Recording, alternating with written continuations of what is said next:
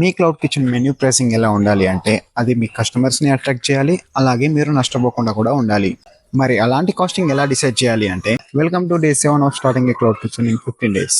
Food business చేసే ఎవరిని అడిగినా మీ ఓవరాల్ కాస్టింగ్లో మీ ఫుడ్ ప్రైస్ 30% ఉండేలా సెట్ చేయాలి అని చెప్తారు. సింపుల్గా చెప్పాలంటే మీకు ఒక శాండ్విచ్ చేయడానికి ఫుడ్ కాస్ట్ 30 రూపీస్ అయిందంటే ఆ శాండ్విచ్ కాస్ట్ మెన్యూలో 100 రూపీస్ ఉండాలి. కానీ అదొక్కటే బేస్ చేసుకుని మీ క్లౌడ్ కిచెన్ మెన్యూ డిసైడ్ చేస్తా అనుకుంటే మీరు నష్టపోతారు. సో మీరు కాస్టింగ్ ఫిక్స్ చేసేటప్పుడు ఫుడ్ కాస్ట్తో పాటు making cost, packing cost, labour and rental wages, Swiggy Zomato commissions and మీరు ఉంటున్న లొకాలిటీని కూడా కన్సిడర్ చేయాలి. క్లాస్ ఏరియాలో కాస్టింగ్ ఎక్కువ పెట్టొచ్చు, మాస్ ఏరియాలో రీజనబుల్ మార్జిన్స్ వచ్చేలా చూసుకోవాలి. ఇవన్నిటితో పాటు మీ ఏరియాలో మీ కాంపిటీటర్ ఎవరు, అతని మెనూ కాస్టింగ్ ఎలా ఉంది అనే దాన్ని బట్టి కూడా ఉంటుంది. హైదరాబాద్ లో క్లౌడ్ కిచెన్స్ నుంచి ఏరియా వైజ్ గా ఎవరు ఎలాంటి ఫుడ్స్ ఎక్కువ ఆర్డర్ చేసుకుంటున్నారు, వాటి యావరేజ్ ప్రైసింగ్ ఎంత అనేది నేను ఒక లిస్ట్ చేసి పెట్టా. రిఫరెన్స్ కోసం ఈ లిస్ట్ మీకు కావాలంటే కాస్ట్ అని కామెంట్ చేసి డిఎం చేయండి, నేను మీకు పంపిస్తా. ఈ వీడియోని మాత్రం మీ ఫ్రెండ్స్ కి అలానే చింతల చుట్టుపక్కల మీకు తెలిసిన వాళ్ళు ఎవరన్నా ఉంటే వాళ్ళకి షేర్ చేయండి. నెక్స్ట్ వీడియోలో మళ్ళీ కలుద్దాం.